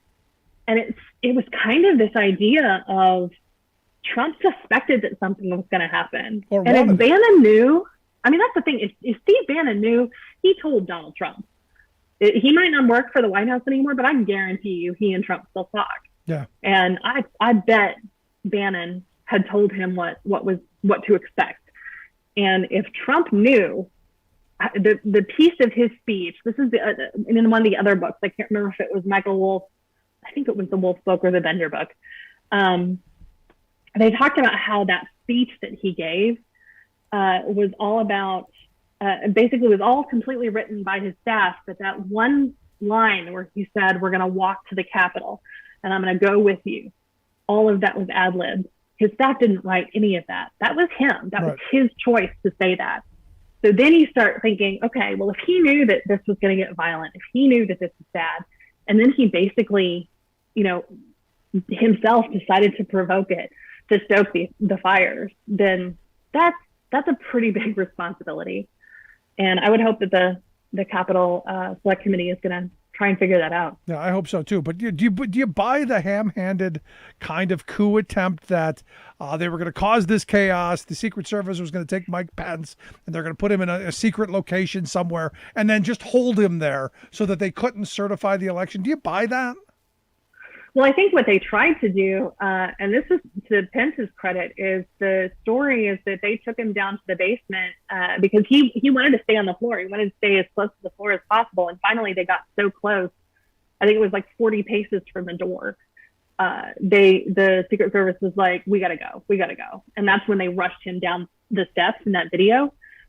They're underground in an entrance that is seriously secure that only, the president and the speaker and those folks can use. And his Secret Service were like, you need to get in the car. And he was like, hell no. If you put me in the car, you're driving me off. And I think that was what they intended to do. Is they wanted to put him in the car, drive him to Andrews, and stick him on a plane. And at that point, they can't certify the election. And Pence was like, no, I'm not going to do it. Yeah, but here's the thing, and this is where I come back to. I get all of that, and you've got the theory has me into that point. But there's tomorrow. You clear all that out, you bring him back, and you do it tomorrow. Whoever devised this plan didn't think about do it tomorrow. No, Did they plan on holding Pence indefinitely? I don't know. I also wondered at what extent did they were they trying to create so much violence that Trump could declare martial law? Because if he could do that, then he stays in power. He could sort of try this indefinite, rule thing. I don't know that it necessarily would have worked. I think, that would have ended up in the Supreme Court really quickly, and the Supreme Court would have been like, yeah, no, bye-bye. Even his Supreme Court, I think, would have said, yeah, no. No, I'm right there which with is you. Which is funny. A lot of his books, the books that I've been reading, they talk about how much Kavanaugh really hates him. Good. That's the best. Good. That's the only answer I got. Good. But I hope we get to the bottom of it. There's part of me goes, I hope someone was dumb enough to come up with this half-hearted, half-hammed kind of idea that, hey, this is how we could do it, because it's so stupid. Well, here's my theory. All of the militia people, all of those top guys that were planning all of this ahead of time, the people who were getting the tours, they are going to need to do something to deal. They're going to have to give something up to get a lesser sentence. And the only thing that they're going to have is being able to rat on the congressman. Yeah, well, I'm hoping that happens. And if it does, you'll be here to keep us informed and up to date. Sarah, as always, I appreciate the time. Great stuff. Keep up the great work there at RawStory. I hope folks check out the work you do. As always, great stuff. Appreciate it.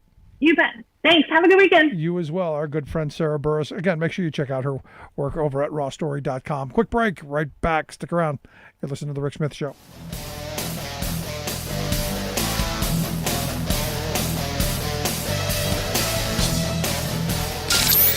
Waving the flag of freedom for people, not corporations. Rick Smith.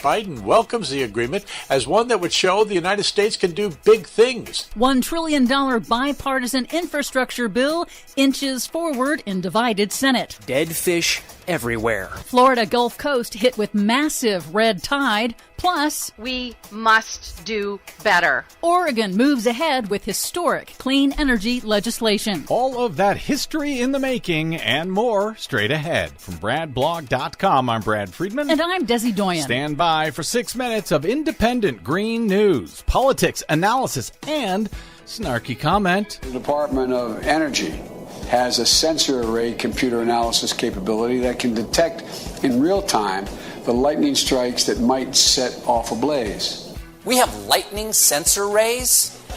That's awesome. Do we by any chance have anything that can stop climate change? Because I switched to paper straws a year ago and I don't think they're working.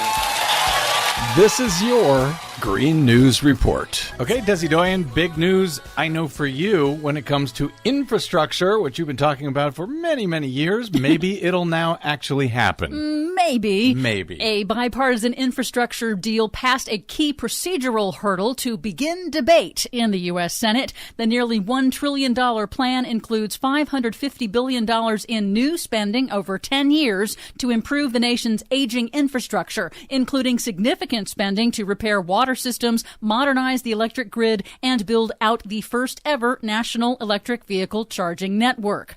If the bill ultimately passes, and that is a very big if, it would be one of the most significant long-term investments in nearly a century. On the Senate floor on Wednesday, Senate Majority Leader Chuck Schumer vowed to pass both this bill and President Biden's much broader $3.5 trillion budget reconciliation package. Yeah, the one with all the climate change stuff in it. I have laid out a two-track strategy on infrastructure, a bipartisan bill focused on traditional brick-and-mortar infrastructure projects, and a budget reconciliation bill, where Democrats plan to make historic investments in American jobs, American families, and efforts to fight climate change. Politico reports that former President Donald Trump is trying to sabotage the bipartisan deal because Republicans never gave him an infrastructure package. Because he never actually tried. Meanwhile, 17 states are under some kind of heat watch or warning, with 30 million Americans likely to see triple-digit temperatures due to the fifth heat dome in just 6 weeks to stall over the country. Some towns in Montana and Wyoming have seen more days above 100 degrees Fahrenheit so far this year than Dallas, Texas. A new study from Climate Central confirms that since 1970, more than 90% of U.S. cities have seen a big increase in the number of days above 77 degrees Fahrenheit. The researchers remind dog owners that temperatures above 77 degrees also mean pavement surfaces in direct sunlight can get as hot as 125 degrees, creating painful and even dangerous conditions for dogs' paws. They also warn that dogs can experience heat-related illnesses just like people. The observed increase in extreme weather events like heat waves is also reducing the reliability of nuclear power plants. A comprehensive new global analysis of the world's nuclear fleet calculates that extreme weather outages at nuclear plants are occurring nearly 8 times more frequently now than in the 1990s, due in part to heat and drought that limit the availability of cold enough water to cool the reactors. Yeah, the heat warms the rivers, the lakes, whatever they're using, and that water is not cool enough to keep the nuclear power plant cool. Kind of a problem. Yeah. The study also found that hurricanes and typhoons are now a leading cause of nuclear plant outages. That's chilling. Florida is grappling with a massive toxic algae bloom that has littered Tampa Bay and about 100 miles of the state's Gulf Coast with dead fish and other marine animals. Red tides naturally occur off the coast of Florida, but scientists say they're now getting bigger, more frequent, and much worse because of pollution and warming ocean temperatures due to man-made climate change. And don't they normally come later in the year than this one is coming now? Yes, they do. Finally, some good news. Oregon's Democratic Governor Kate Brown signed into law one of the nation's most ambitious renewable energy plans. Among a number of strong provisions, it tightens the timetable for the state's 2 major power companies to reach emissions-free electricity and bans the construction and expansion of fossil fuel power plants. It also allocates $50 million in grants for community-based clean energy projects. Governor Kate Brown emphasized environmental justice in a signing ceremony on Tuesday. The impacts of climate change are not felt equally. In every crisis and every natural disaster, those who already face disparities due to discrimination and racism are hit the hardest. We must do better. Good. Glad to see action happening at the state level while D.C. dithers. For much more on all of these stories and the ones we couldn't get to today, check out our website at greennews.bradblog.com. I'm Brad Friedman. And I'm Desi Doyen. And this has been your Green News Report.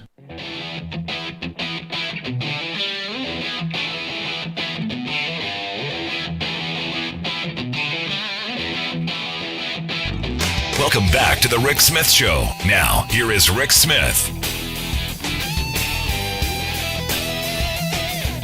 Today, the group Citizens Against Government Waste came out with a report. Not so much of a report, just as a story saying that there's support building, returning to Congress for earmarks. Now, I've said from the beginning, getting rid of earmarks was a bad idea. Should have reformed how it was done, maybe a little bit more oversight, a little more transparency. But the idea that representatives go to Washington and go, hey, we need water systems, we need highways, we need, libraries, museums, hospitals, whatever. We need money to help build our infrastructure, take care of our citizens.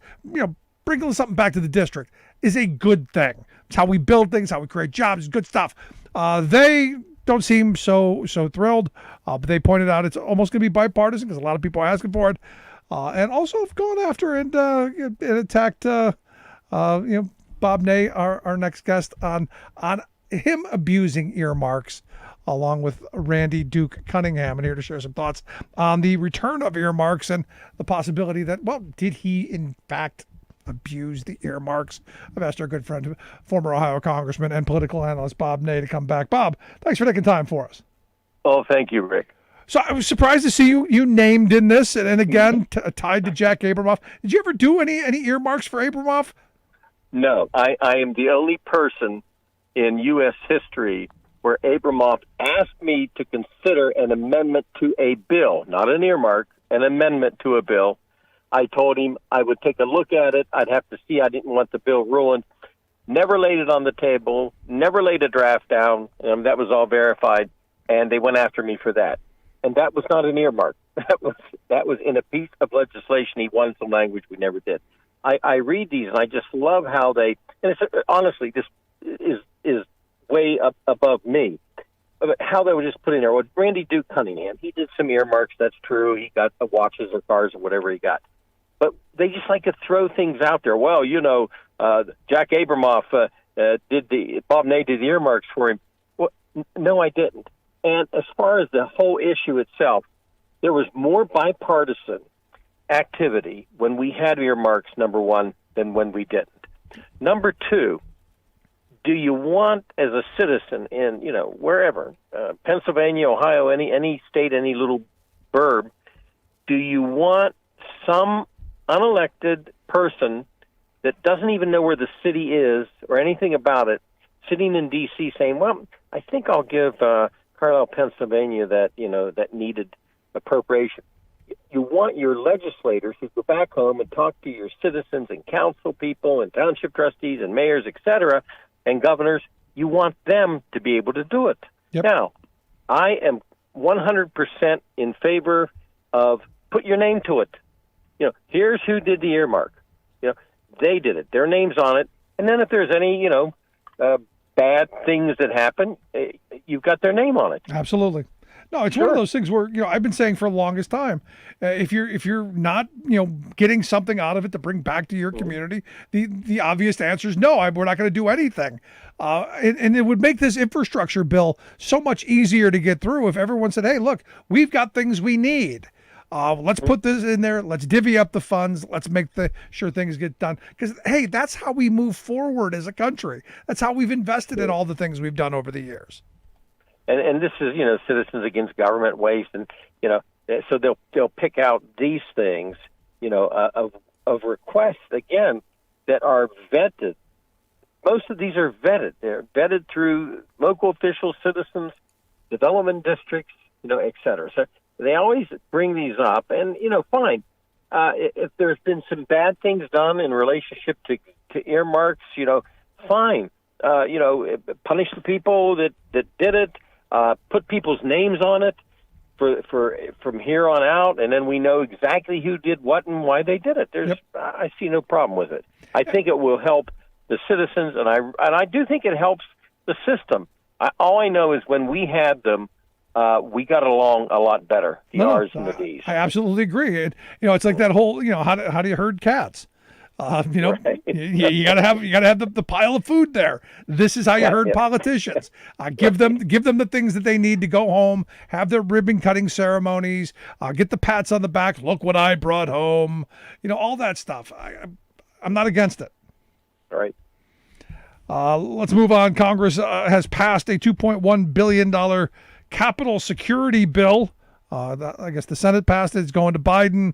Is this needed? I mean, do we need more funding for capital security, or should we have used what we had better? Well, I think it's that's a great question, actually. I think it's a combination of both. No amount of money in the world would have, corrected why the Fed was asked late, or why they came in late, or why no one listened to the chief of police in the sense of the Capitol Police Board or the Sergeant of Arms. Nothing would have changed that. So the system needs changed of how it responds. Now, as far as needing money, I do think they'll need new security money. But again, unless they dig deep on this committee that's going on, the January 6th commission, unless they dig deep, then all the money in the world is not going to prevent what happened. And unless we beef up our security to find out about these radical groups, unless we do that, again, then we're not going to be prepared for some type of activity in horrible situations like we had on 6th. Now, the Twitters were going all lighting up over the fact that AOC and the squad voted against this, as I understand. I guess their concerns were there weren't any police reforms in this. Am I getting that right? Yes, they wanted some police reforms in it. Now, I guess you'd have to look at the situation of, were they talking about police reforms on Capitol Hill? And they're not. They're talking, generically about police reforms, which I think one could argue, they have a point, they have an issue, and they have a voice. I think one could argue, overall reform, what's going to happen with the police and how that's handled would be in a police reform bill. I'm not sure you throw that into a bill that's designed for the security of the Capitol, because the issue has not been, in general, the Capitol Hill police being overly aggressive with, citizens. Right. The citizens in this case were overly aggressive with the Capitol Hill police. Right. Now this was an overwhelmingly passed bill, 98-0 in the Senate, 416 in the House, 416 to 11 in the House. Now this, as I'm looking at this, immediately my mind goes to the Republicans who have been basically attacking the 4 police officers who testified on Tuesday. This is them reclaiming, hey, we care about the Capitol Police. And now that you have AOC and the squad voting against it, basically putting themselves in the line of fire to now give the Republicans the opportunity to go back and reclaim their "we love the police" mantra. Well, it'll give them a bit of a chance because of the high-profile name of AOC to go after her, but they can't go after the Democratic Party because overwhelmingly the Democratic Party said, well, wait a minute, we're still going to do this bill. Right. We're not going to stop this bill as a result of the issue with AOC. They'll take that up in another bill. So the Democratic Party can't be attacked. Now, you're right, the Republicans will say we're standing up for law and order. They're actually standing up for their own protection. That's what they're doing. And I don't know, and this goes back to the conversation we had yesterday, I don't know how anybody who serves there in their right mind or conscience can look at what happened on the 6th and not say that, this was a terrorist attack and they tried to kill the very officers that try to make sure all of the members and staff get home every night safe. I don't know how with good conscience they can't think about that. So if they want to stand up and say, yeah, we support them, well, the way to support the Capitol Hill Police is not to say the terrorists were tourists. Or as Michelle Bachmann said, it was just a family reunion. Right. Oh, right. Oh, I didn't hear that. I didn't know that. I had wondered which hole she had crawled into, but she brought her crazy self out. It was a big prayer day. Everyone was praying, and this was kind of the argument being this was God's will. Mm-hmm. Well, you served with her, right? No, I missed her. Oh, did you? You were lucky enough to miss that? I missed her. Yes. Yeah, because I served with some other entertaining people, Steve King. No, she was Fruit Loops, and. But I never really thought in a dangerous kind of way, and I'm not denigrating people with mental illness, because I think she's just plain nuts, not mentally ill, just nuts. But I never put her in the dangerous category like you see a lot of the Greens and the Gomerts and the Gosserts and the Gates. And speaking of the 4Gs, did you see the stunt they pulled today, trying to go to a jail and demanding to get in? No. For what reason? They wanted to investigate because evidently, according to Louis Go-Go Gomert, that the martyrs who are being held are being treated worse than, quote, the bloodthirsty terrorists in Guantanamo Bay, and he demands access to the prison because he has super secret special clearance, and they should let him in. Wow. I did not. And who are these people he wants to see? He wants to see the people that were arrested because of January 6th. The martyrs. When are the Republicans, the ones doing this, when are they going to learn to stop? I mean, really, that's bizarre. No, they're playing for the base. I did serve with him, so. Was he as crazy then as he is now? Well, he built upon it.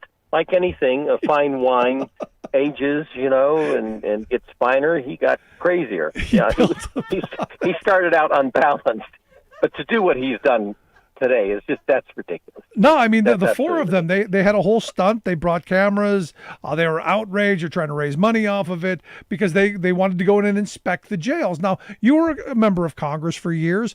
Did you ever think you had the right just to walk into any federal building, any federal detention center or anything unannounced and just show up and go, let me in? I mean, you could do it if you were going to, an agency like HUD or something like that, a building, but absolutely you can't do it for security purposes. And by the way, as you know, I was on the other side of those bars, so you just can't, walk in. In fact, one former member of Congress tried to come see me, and it caused I thought I was going to be beaten with a baton by the guards, but you just can't do it. There are security factors. It would be unconscionable. I would walk up to a detention center and say, I want in. Yeah, it's crazy, but this is what these people are doing. But even worse. I mean, even worse than this, we had the March for the Taste of Freedom. Did you see the big demonstration they had, where about 50 of them walked from the House side to the Senate side in protest of having to wear a mask? Right. Yeah, and of course, when I was there too, I got tired of those events where you're walking to the other chamber and you're trying to make an issue. It's like, okay, that's enough. Yeah, those get very tiresome. But I guess you didn't have selfie sticks back then. No, we didn't. We barely got we had BlackBerries when 911 occurred, and there was only 200 of them. Now we had 6,000 of them within 2 months after that, but there was only 200. Yeah, we didn't have selfie sticks. Yeah, so I mean, this was an interesting stunt. But I got to be honest with you. If I'm a member of Congress, I'm not following 4G and the Gohmert Gates and Green and the other Gosar and Lauren Boebert. I'm not following that clan of crazy. I mean, I may do something, but not behind their banner.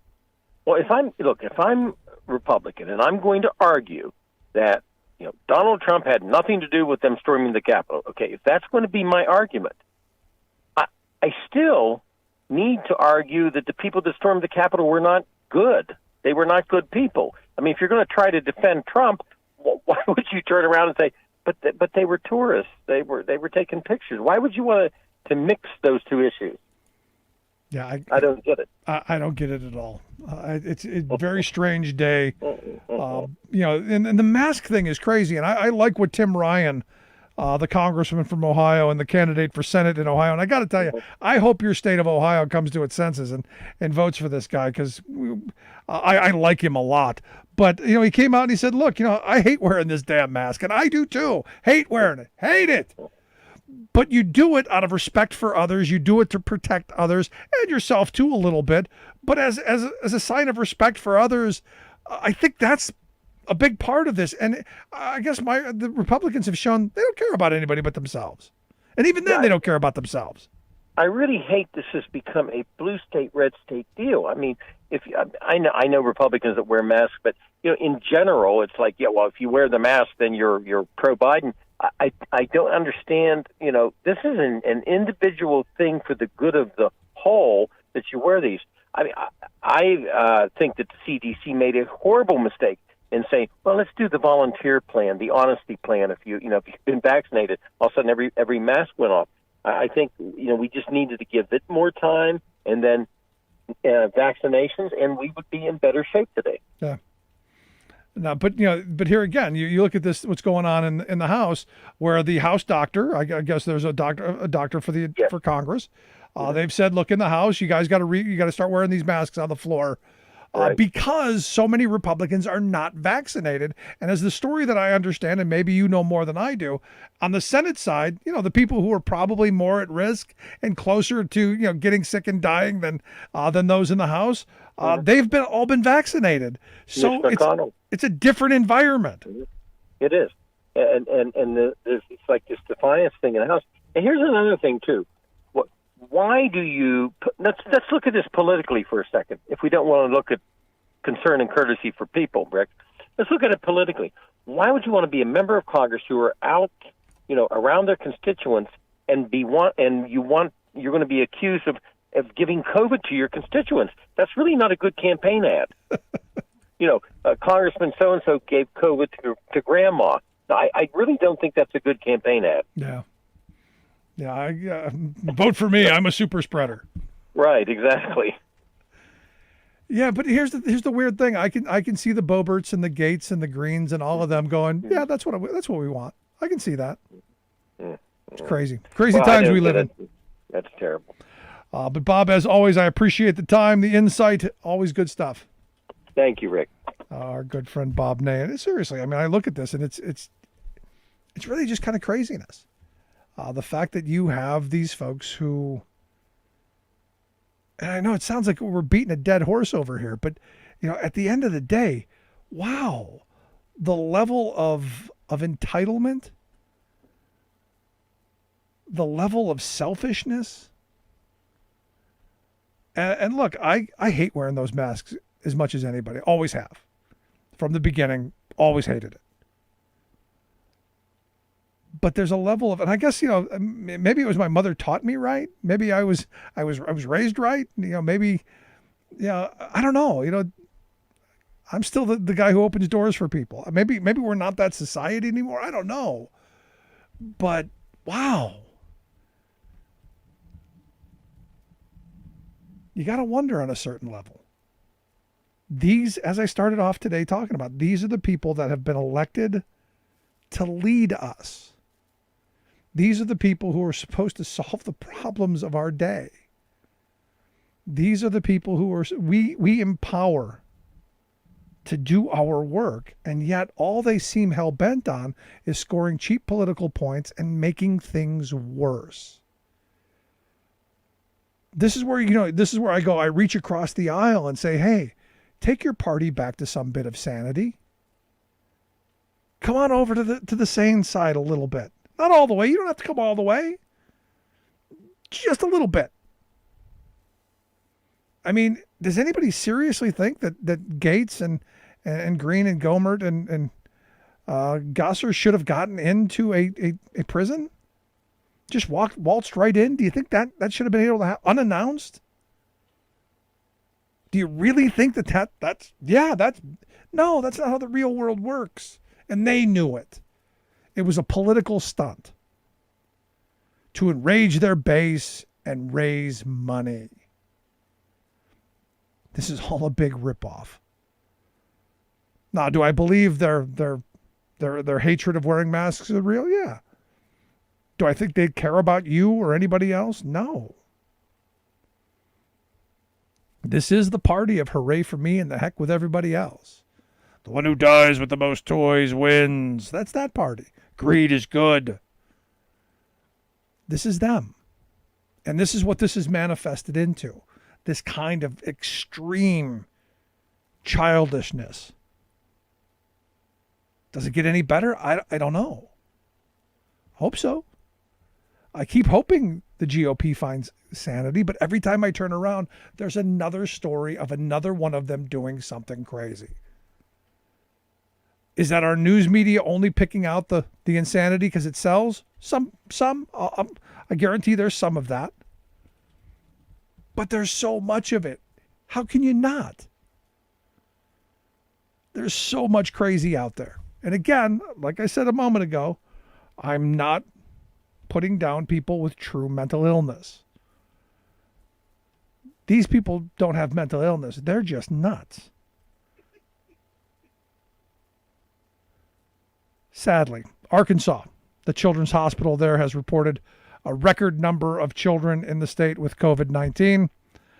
They are saying that the hospitalization rate is way up. They're concerned that their hospitals are filled. The children's hospitals are at peak, they say. The real surge is that they had not seen previously. So, again, what the GOP, the WWGOP wants you to believe is, it's not that bad. And look, it's not going to kill everybody. And earlier, Pete Dominick was right. It doesn't have a fatality rate high enough to turn Florida or Texas blue. But maybe we get rid of some of them. I'm at that point. because I'm walking around a store today. I've got this damn mask on, and I'm not happy about it because we could be through this already. We could have been done with this by now. We have the vaccine. It's what we did all last year to get to this point, to have something where we could protect ourselves. And yet you got these people running around going, no, don't do that. Vaccine's going to kill you. Very bizarre, friends. Anyway, if you missed any of today's program, thericksmithshow.com. That's where you go to get the podcast. The Rick Smith Show app on the smartphone. Take the programs on the go wherever you go. And as always, you can email me, rick@thericksmithshow.com. Thanks so much for tuning in. We'll see you back here next time.